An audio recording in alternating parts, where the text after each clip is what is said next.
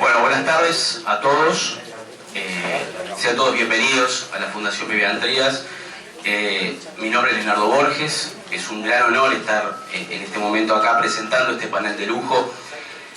Estamos a 200 años del Reglamento de Tierras, de la Biblioteca Pública, del Periódico Oriental, de Purificación. Nos encontramos de alguna manera en una fecha redonda. En general siempre recordamos determinados hechos históricos cuando los 100 o los 200 años lo ameritan.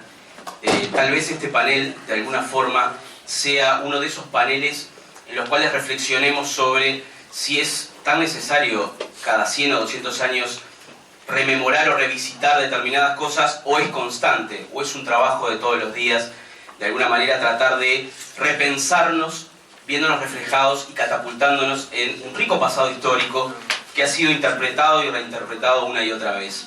Hoy, un panel de lujo, como decía anteriormente, que tiene de alguna manera la vigencia del artiguismo como tema. El historiador francés Jean-Jacques Ennaux decía que debemos pensar históricamente el presente pensando políticamente el pasado. Esa máxima de que toda historia es historia contemporánea de alguna forma nos lleva a repensarnos desde el presente, ¿verdad?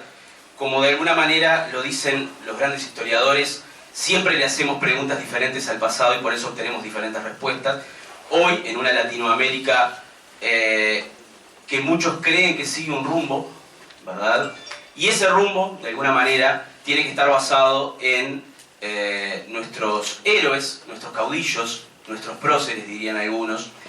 Hoy este panel de lujo tiene al embajador venezolano, Julio Chirino, al ex embajador ante la LADI en Uruguay, ex ministro de Relaciones Exteriores del gobierno paraguayo, Alejandro Ahmed Franco, a la licenciada Andrea Monet, que es jefa de la sección cultural de la Embajada Argentina, y estamos a la espera del embajador Dante Dovena. Vamos a iniciar, porque estamos un poco retrasados, con la palabra del señor embajador de la República Bolivariana de Venezuela, Julio Chirino. Muchas gracias.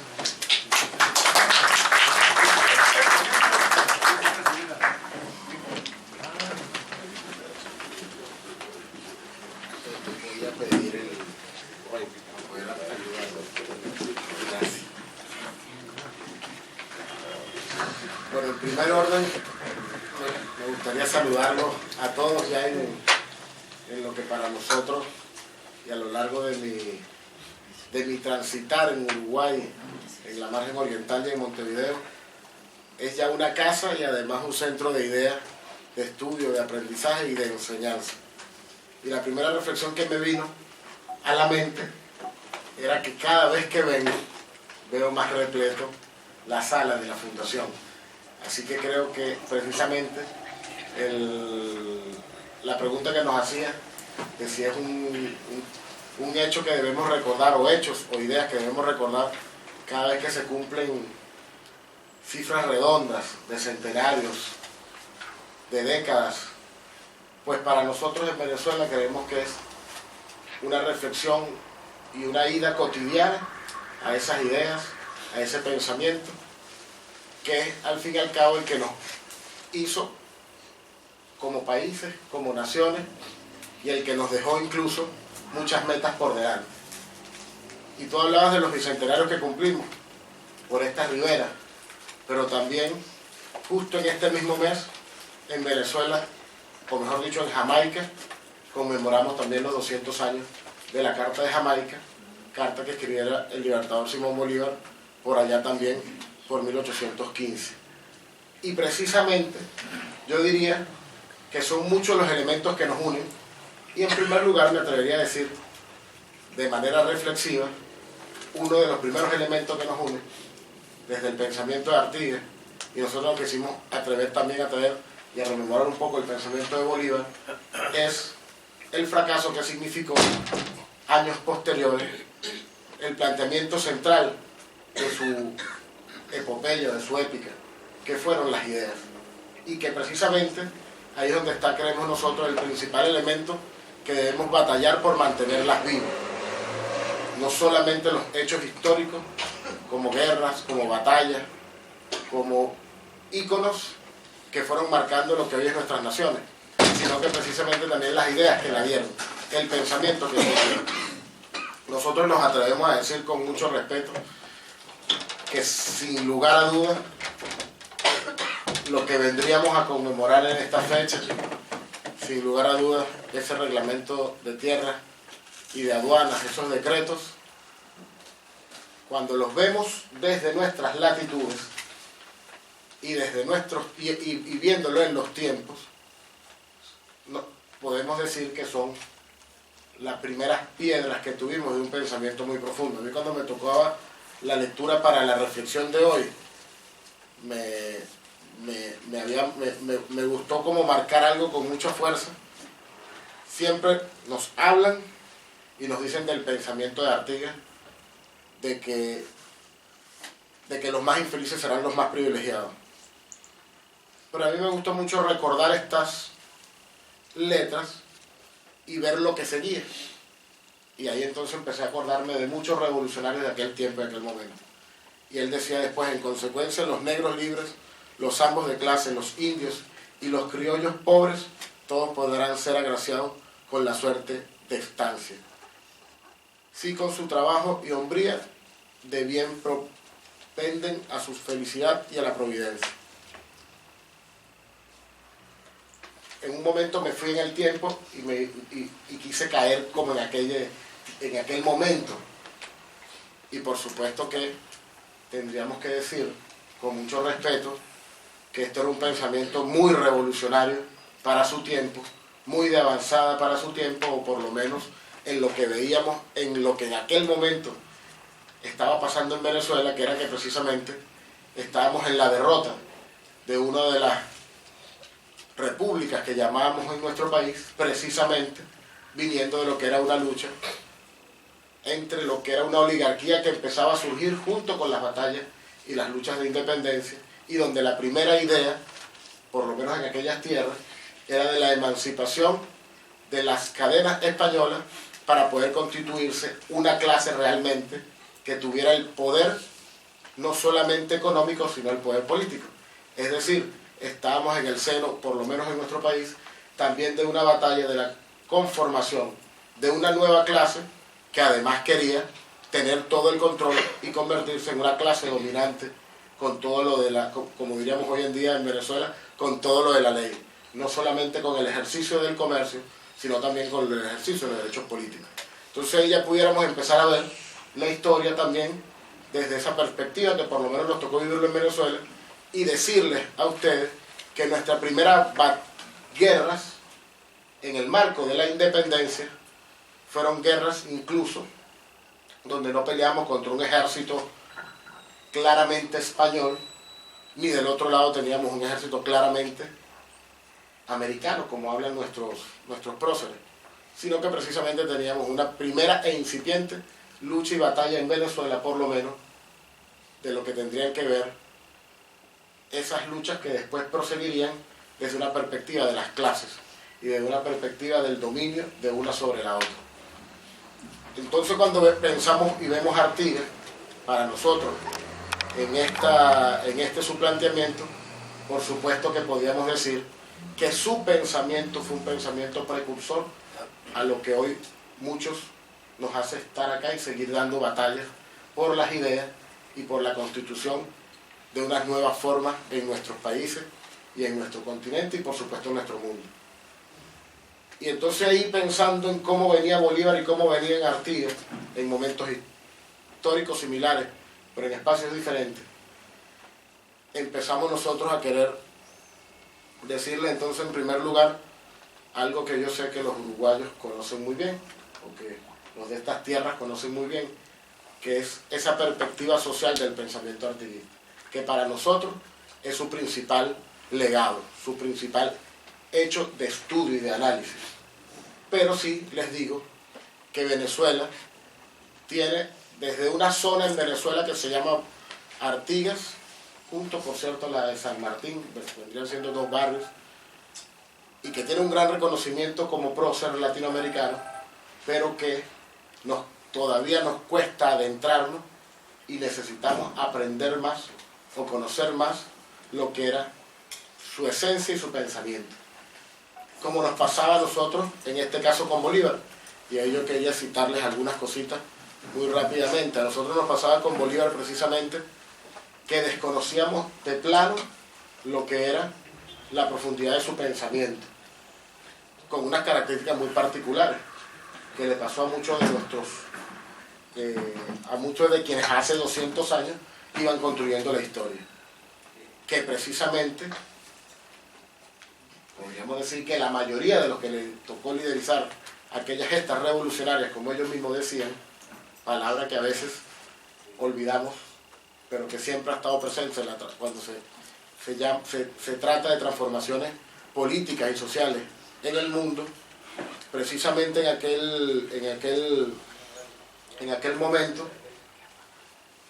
quienes daban los primeros pasos hacia esta lucha que hablábamos, o que nosotros consideramos así, eran precisamente muchos no viniendo precisamente de lo que en aquel momento podríamos decir los que decía aquí Artigas, negros libres, zambos de clase, o los indios o criollos pobres, sino que venían precisamente los criollos no pobres, como sería el caso de Bolívar, que era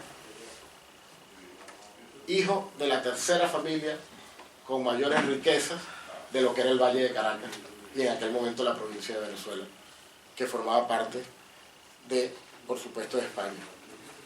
Entonces, un poco para rememorar eso, para nosotros es muy importante y fundamental hablar, y ustedes más bien que nos metan y nos introduzcan en el debate de lo que fue esa primera visión agraria de reparto y social que pudimos tener en el continente a partir de lo que nos planteó, por supuesto, Artigas. Como nos decía él mismo, incluso desde la perspectiva de la tierra, tanto que hablamos hoy en día, y tanto que por lo menos en Venezuela forma parte del debate cotidiano, y formó parte del debate cotidiano en estos 15 años.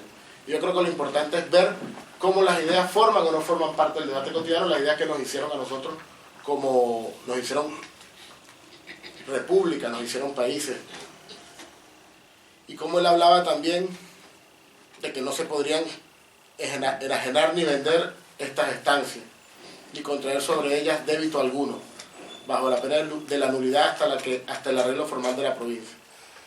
Imagínense ustedes, yo me atrevería a decir, en el caso venezolano, que nuestra ley de tierras actual es menos profunda que esta frase y que este pensamiento, y forma parte del debate de las ideas y de los avances y de las contramarchas que tienen nuestros pueblos. Entonces, para nosotros era muy importante pues venir acá a ver cómo puede ser una perspectiva de pensamiento. Y ahí entonces nos queríamos contarles un poco de cómo también se iba dando en aquellas tierras y cómo se concatenaban hechos históricos, como por ejemplo, que ustedes conocen, Artigas le escribe a Bolívar y le dice que estábamos unidos íntimamente por vínculos de naturaleza y de intereses recíprocos. Es algo que a veces olvidamos hoy en día, que estamos unidos los pueblos latinoamericanos. Luchamos contra tiranos que intentan profanar nuestros más sagrados derechos. Hoy lo demanda la oportunidad y la importancia de los corsarios de esta república tengan las mejores acogidas bajo su protección.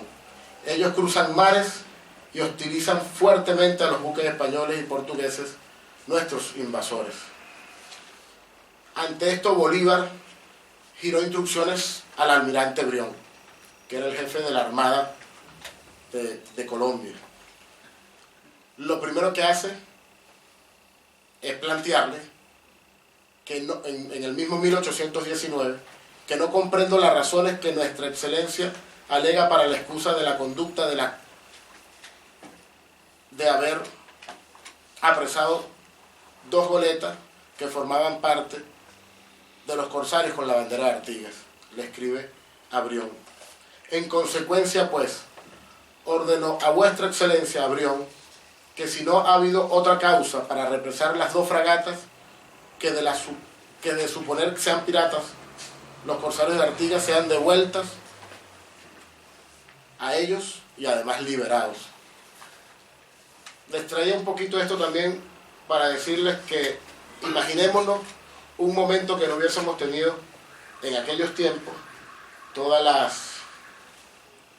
las barreras que nos daba la comunicación, y si en 2 espacios tan distantes hoy en día, cuando los transitamos rápidamente en avión, nos cuestan 6 horas llegar de Caracas a Montevideo, como en aquel momento ambos 2 hombres que estaban en la construcción y en las luchas por la emancipación de nuestros pueblos, y que además después vemos que también hay otros elementos que lo unifican mucho en su pensamiento, tenían a bien identificar una lucha y una batalla más amplia y más continental.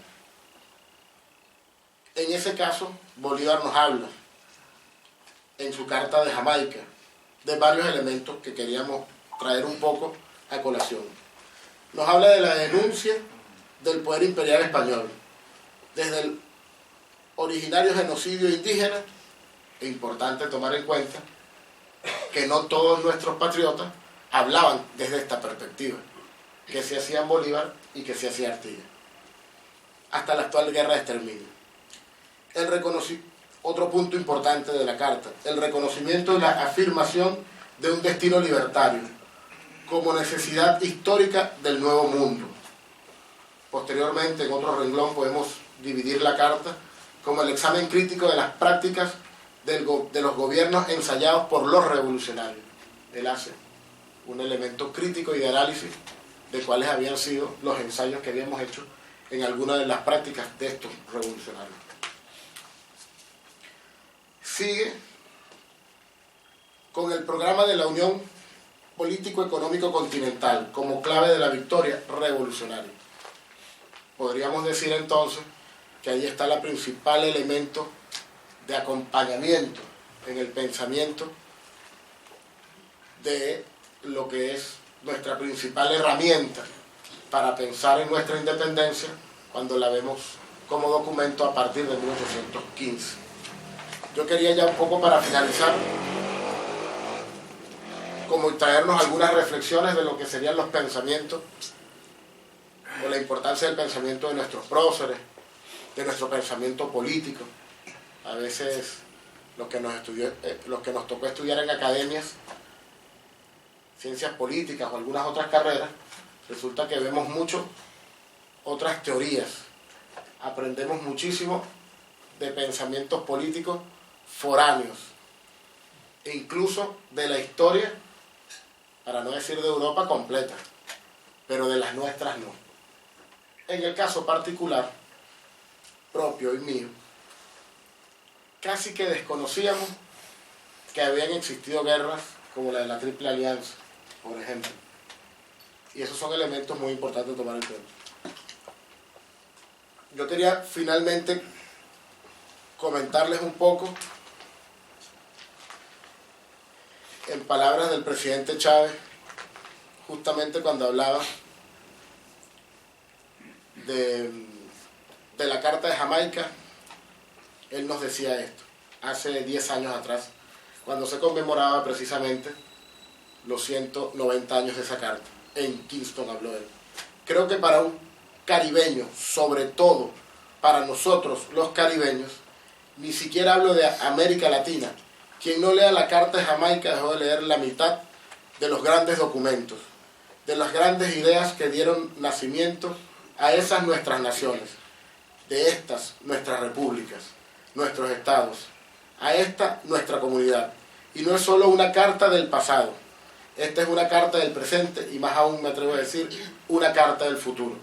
Y nosotros creemos hoy que quien latinoamericano que no nos atrevamos a leer los reglamentos de Artigas, las distintas perspectivas del pensamiento artiguista, también entonces quedaremos con un vacío muy grande en lo que es la interpretación histórica de nuestro presente, de nuestro futuro y sobre todo en la construcción de nuestras nuevas ideas hacia adelante para poder ir combatiendo con mayor fuerza y eficacia lo que siempre han sido las ideas hegemónicas y dominantes y lo que han sido las contradicciones que vivimos en el seno de nuestros pueblos y en el seno de nuestras sociedades.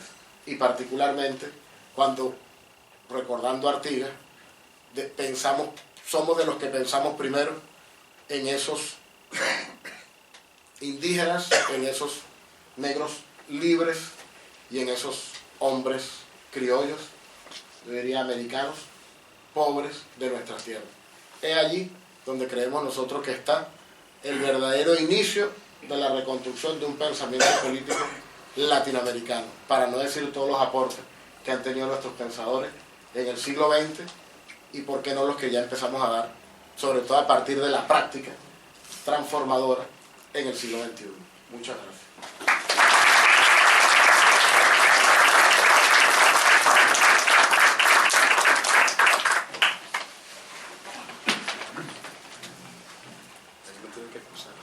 Bueno, muchas gracias al embajador de la República Bolivariana de Venezuela, pero se tiene que retirar. Muchísimas gracias por sus palabras. Me pierdo lo más importante, el debate. Bueno,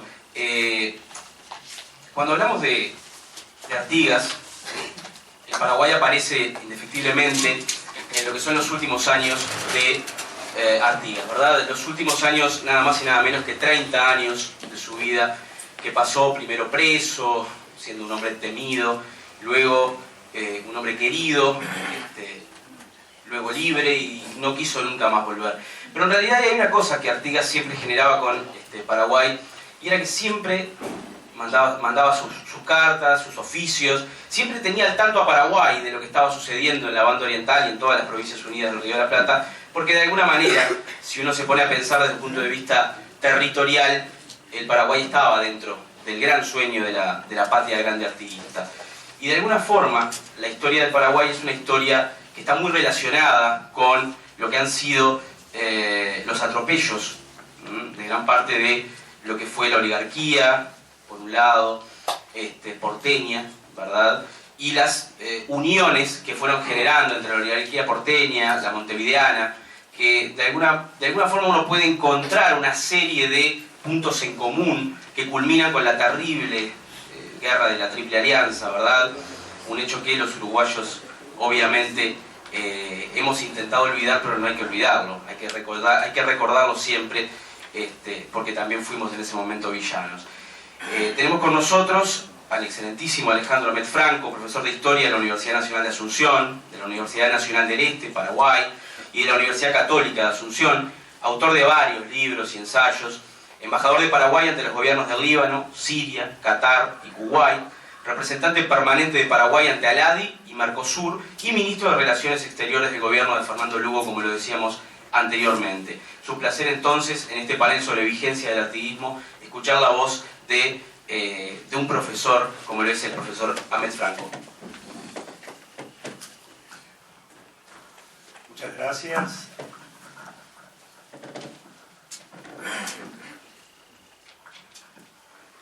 Muchas gracias.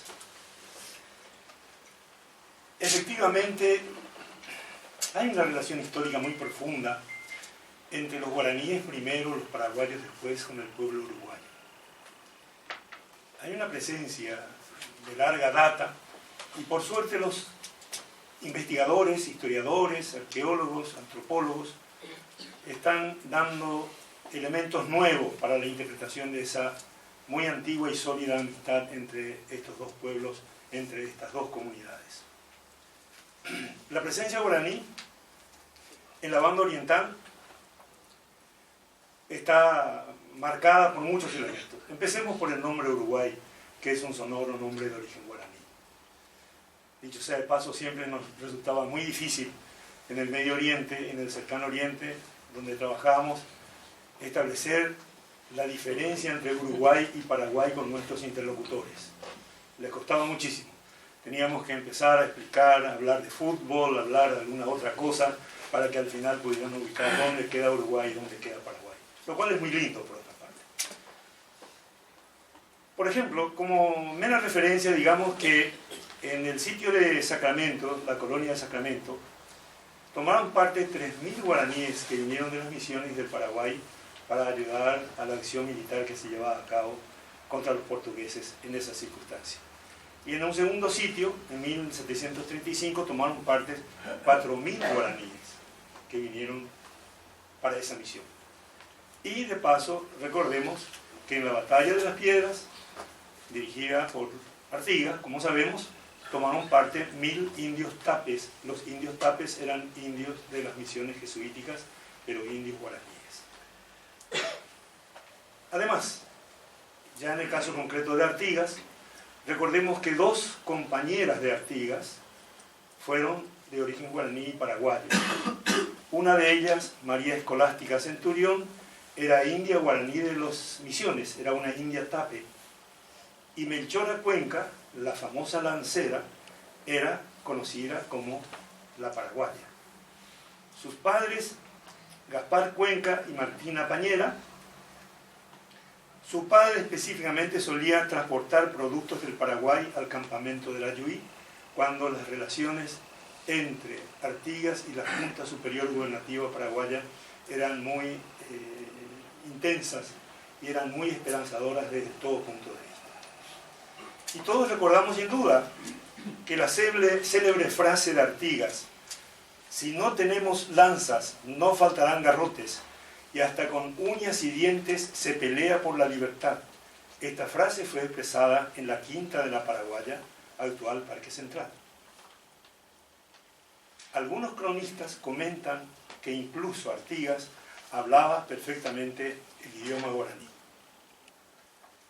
Por lo tanto, no era de extrañar que Artigas, como oriental, tuviera la vista puesta en el Paraguay.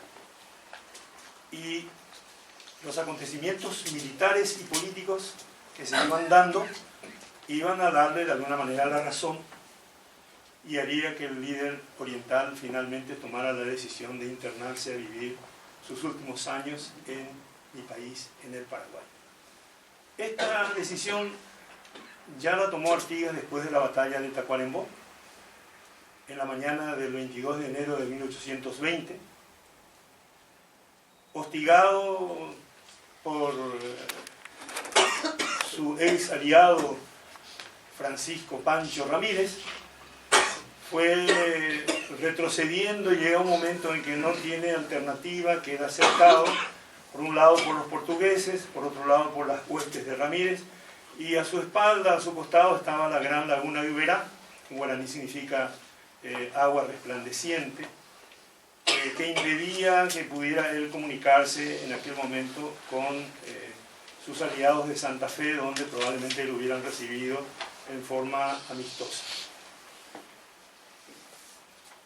Busca entonces, tempranamente desde la Yui, establecer vínculos orgánicos con los líderes paraguayos que había comenzado de alguna manera en las batallas del Río de la Plata contra la invasión inglesa. Acá vinieron paraguayos a pelear, acá se conocieron paraguayos y uruguayos, una especie de bautismo de sangre entre estos dos pueblos, y empezó una comunicación bastante intensa, bastante sincera entre los líderes de ambos países, de ambas nacionalidades.